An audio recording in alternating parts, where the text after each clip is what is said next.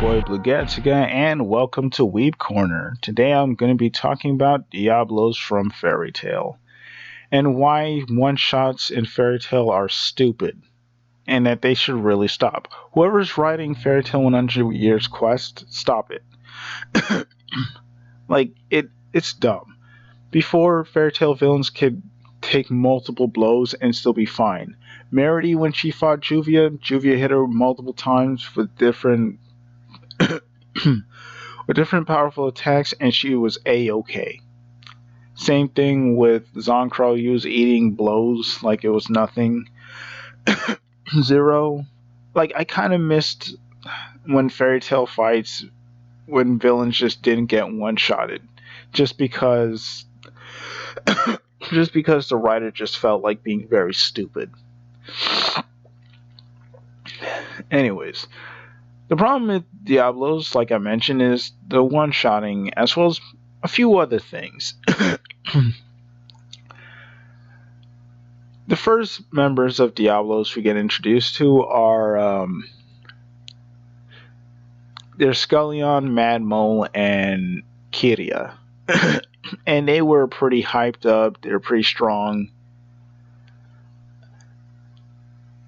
Yeah. I was just thinking about how criminally Scullion was done. Like, the man was basically built like a Logia Devil Fruit user. and because of that, I don't know, they kind of made him too OP to the point where they couldn't think of any way he'd realistically get defeated. So he just constantly gets beat up off screen, which is stupid. I mean, especially we don't even get a grudge match between him and Gray, which is honestly disappointing. Because Gray should have fought Scullion in that labyrinth, and Gajil should have fought Mad Mole. But no, you just had to have both of them get one-shotted off screen by Loxus, which is stupid and doesn't make sense. Sure, Scullion could potentially just get electrocuted by lightning, and he wouldn't really be able to guard too much against it, but you can see that he was hit with physical attacks, which doesn't make sense. And the same thing happened when he fought Mira Jane. Mira Jane and Elfman had no realistic way of hurting him, but they just off-screened him and just said, oh yeah, he had a really tough time facing off against the siblings. And same with Mad Mole. Come on. Right there, just in that instant, the writer just automatically just devalued the power of Diablos, of the Diablos Guild. But we did get introduced to two additional members, that being Wraith and Nabal, which were pretty interesting members. And they honestly are what got me really hyped to read 100 Years Quest. Shit, actually, the Diablos Guild is pretty much what got me to read and be pretty interested in 100 Year Quest. And keep in mind, even though I was disappointed with how Scullion and Mad Mole's fight went with Mira Jane and Elfman, I was still a major fan of the Diablos Guild.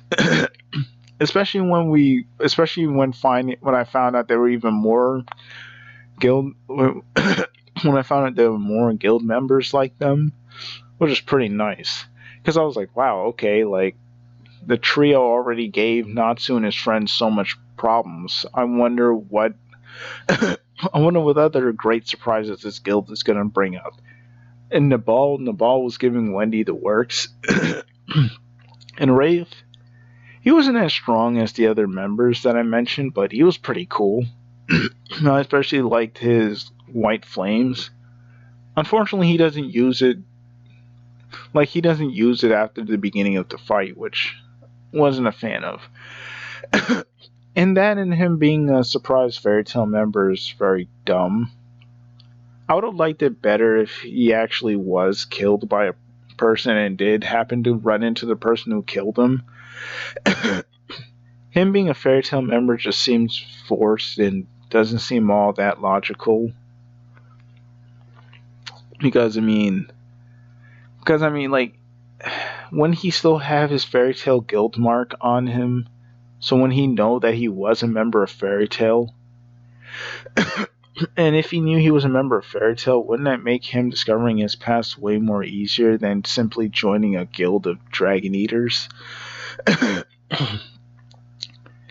Anyways, next up, let's talk about the Black Dragon Slayer Knights, who were so hyped up because it's like these guys were way stronger than Kyria, Madmo, Scullion, Nebo, and freaking Wraith. Like there was like there was no way you would expect them to be such major letdowns, right? There's no way, especially Suzaku. When he first pops up, he just one shots Erza and Natsu, and even manages to hold his own against Celine in her human form. Like, Celine straight up admitted that she was actually trying to kill Suzaku in her human form. I mean, obviously, her dragon form is way stronger than her human form, but still. The fact alone that Suzaku was actually able to give Celine the works in her human form, still pretty amazing. And on top of that, during their fight, characters in another dimension were talking about how they could just feel Celine just pumping up her energy despite being in an alternate dimension. And Suzaku 1v1'd that person. And Suzaku's only one out of 4 Dragon Slayer Knights, and also their guild master is supposedly stronger than all 4 of them. So naturally, I was hyped to see what these other members can do, especially after seeing what they look like. I mean, this man looks like a very cool version of Dr. Riddle from Zatch Bell. Kyria, favorite design out of all of them. I know, I would say she's tied with Suzaku in my opinion. And then you have Haku.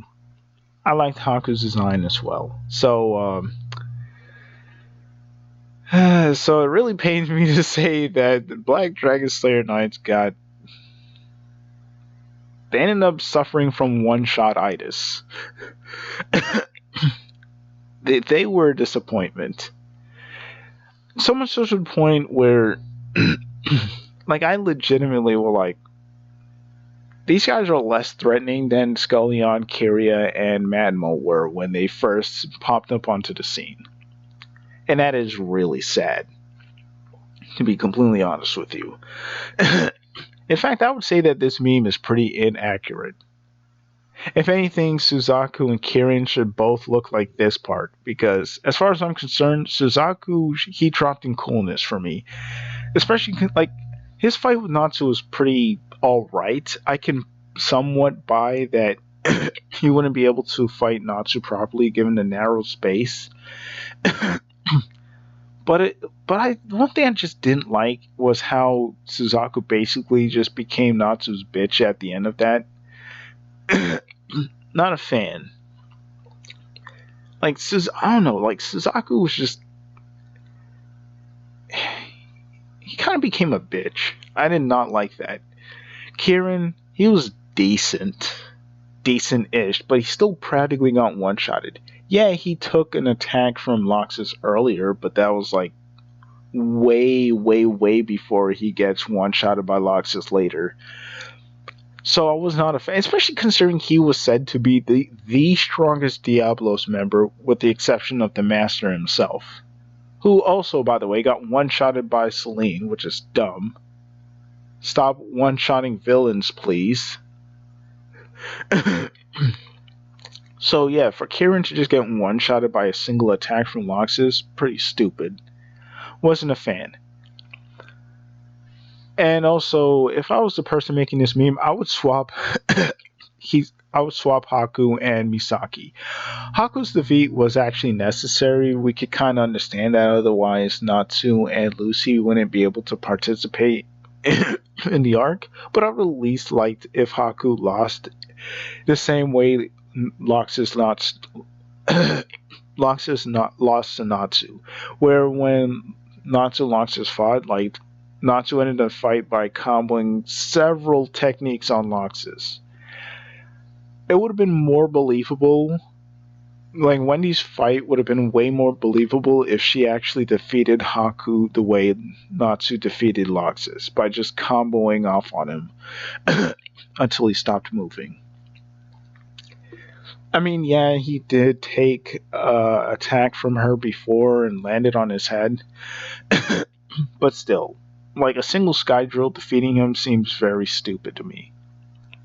Especially since Sky Drill never defeats anyone, which is why when a certain YouTuber was reacting to the Wendy versus Haku fight, I was like so convinced the fight wasn't over, because I'm like, come on, it's Sky Drill. Like, when does that ever KO a Fairy Tail enemy? Because I mean, she used it against Shelia. Shelia just gets back up, ready for round two. She uses it against Azel. Azel just cuts it in half. Granted, I did forget about how she fought against Cosmos, and she did one-shot Cosmo with Sky Drill. But at the same time, Cosmo did get back up to fight Natsu and his friends later, so yeah.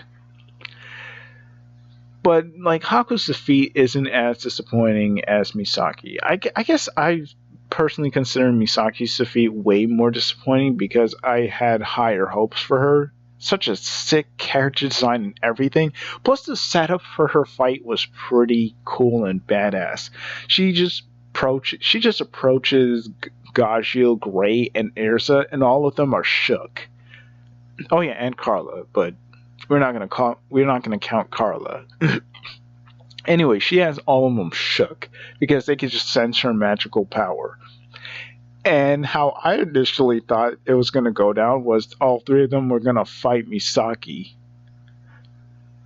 But then Erza uttered the line of, I alone, like after Erza gets pissed, she says, I alone am enough.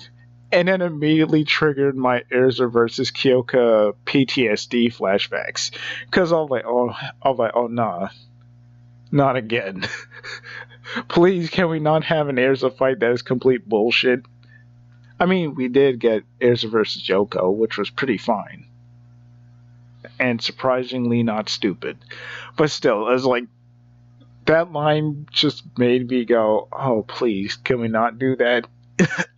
Can we please have Gajil, Gray, and Erza fight her? Because it's Erza 1v1ing an opponent, especially an opponent they hyped up so much, I just knew some bullshit was going to happen. And lo and behold, I was actually right. I mean, the fight between Erza and Misaki wasn't as stupid as Erza versus Kyoka, but it was still bad considering Erza defeats Misaki by overpowering her magical power, which is BS since they hyped up Misaki's magical power so much so to the point where it seemed like it was way more massive than Erza's, Gray's, and Gajil's. And then, I mean, Misaki didn't get one-shotted. Like, Erza hit Misaki a few times, but I still find it BS how that last attack did that much damage to Misaki. And I just did not like the way Misaki went out. Such a hype character and everything, but she went out in such a disappointing way. I guess my bias is that she's my favorite. Like, she's, aesthetically speaking, my favorite. Point is, I really wish Fairy Tail would stop with the one-shots. Anyways, it's been me, your boy Blue Gatsuga, and I'm out.